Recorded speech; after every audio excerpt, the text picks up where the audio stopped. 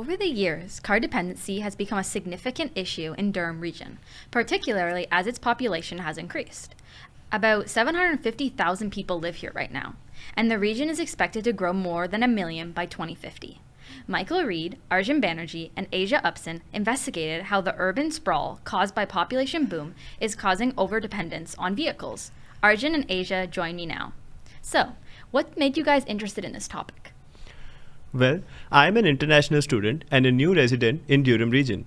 When I was looking for a place to rent, I realized how important the bus system is for me because I don't have a car and I need to commute to campus every day. And while I live on residence, traveling to my home in Mississauga is hard without a car. Also, as a journalism student, it's hard to rely on buses to reach on time for interviews or stories. Why is car dependency such an issue? An over-reliance on cars and vehicles is related to two key Sustainable Development Goals, SDGs 11 and 13. Our colleague Michael explains the impacts of cars in this video and tells us about how many cars are on the road here and the impact they're having. Many Durham College students struggle with their transportation to classes. These problems are especially pronounced for those who live in neighborhoods far away from the campus. However, these issues are not limited to students. Residents across Durham Region are also affected by the various issues caused by car dependency. One of the main reasons for this is the number of residents who rely on vehicular transportation, as demonstrated by various studies conducted in recent years. According to a 2021 Statistics Canada study, 79% of Canadians commute to work via cars, trucks, and vans. More locally, we can see the same behaviors within the Greater Toronto Area. A 2025 Statistics Canada study shows that the vast majority of residents commute primarily by car, truck, or van, although public transport usage has also increased slightly. With so many cars on the road at any given time, the impacts on both the environment and human health are also noticeable. For example, according to the 2015 Baseline Energy Study for the Durham Energy Community Plan, transportation in general significantly contributed to energy consumption and greenhouse gas emissions by sector, accounting for percentages of 36% and 47.5% respectively. In addition, a September 2025 report from the Durham Region Health Department not only confirms that intensifying traffic-related air pollution is exacerbated by climate change, but also that air pollution is responsible for approximately 44 deaths per 100,000 residents of Durham Region annually. These issues have led many community members to feel frustrated with their situation. However, they have proposed potential solutions, such as increasing the number of active buses and implementing a more robust transit system, among others, that could effectively improve public transit in Durham Region. So, guys, how did we get here?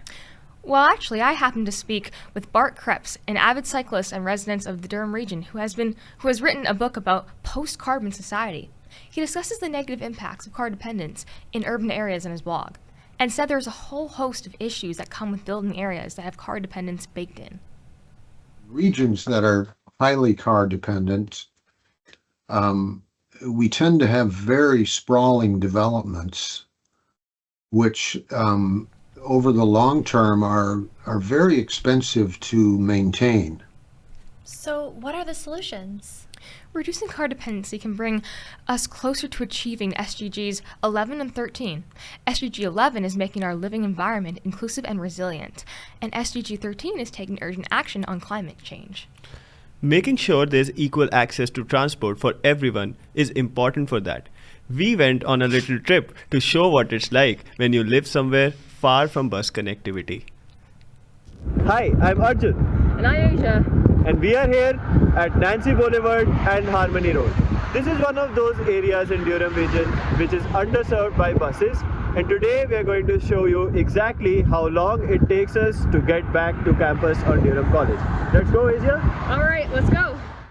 We took a bus trip on Route 407 to the intersection of Harmony and Collin Road to reach a neighborhood underserved by the DRT bus system. The neighborhood we wanted to reach was a good 30-minute walk from this intersection. On the way, we saw many new developments coming up in areas where there is practically no bus coverage. So we are here, and then we'll have to walk 27 minutes all the way to Collin westbound on Riverton, and then a bus will take us finally back to campus. I'm I'm actually going to stopwatch our adventure back, and we're going to start right now, and we're going to see how long it actually takes us. But we soon found that walking or cycling may not be so easy. Example right here is where the sidewalk ends, but we still have a long way to go. Great! Thanks, Oshawa! For pedestrians in this area, safety can be a major concern as some sidewalks are not maintained during winter. As you can see behind me, the cars are very close to what should have been a sidewalk, but the area that we are in doesn't really have a very clearly defined place for pedestrians to walk. And it is very clear to see that this whole stretch of road just assumes that to get to point A to B, you just have to be in a car. But how does that work for people who don't have access to a car or who cannot drive either on that day or cannot drive at all? The DRT has recently announced it will extend its services to northeast Oshawa, which is the area we visited, in April of next year. Durham Region has reported that the DRT ranks last in funding and other key metrics compared to transit services in its surrounding areas, according to 2019 data.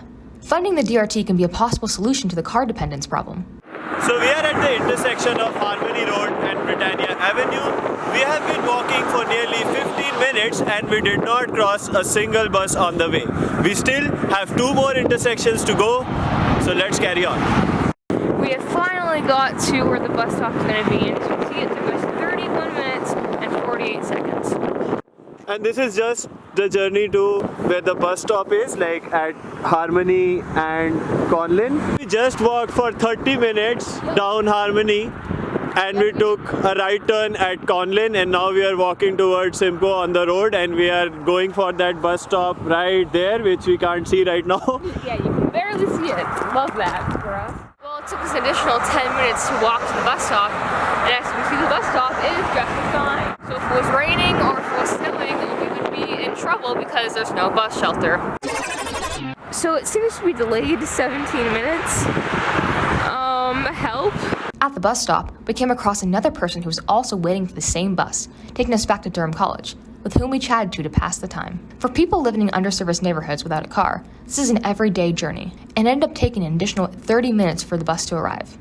Route 407B to North Campus, via northward. Wow, what a great video, guys. Some people have also talked about 15-minute communities. Can you tell us a bit about that, please? Yes, of course. 15-minute communities are urban areas where daily needs like healthcare facilities, grocery stores, schools, workplaces, and parks are within a 15-minute walk from homes. Edmonton in Alberta is a great example of a city that implements these 15-minute communities within Canada. The aim is for more places in Canada to adopt this way of building communities. What did you learn or take away from looking into this story? Well, Lauren, doing this story made me realize that even though Durham Region is large, distances are only as big as the transport available. Yes, I agree.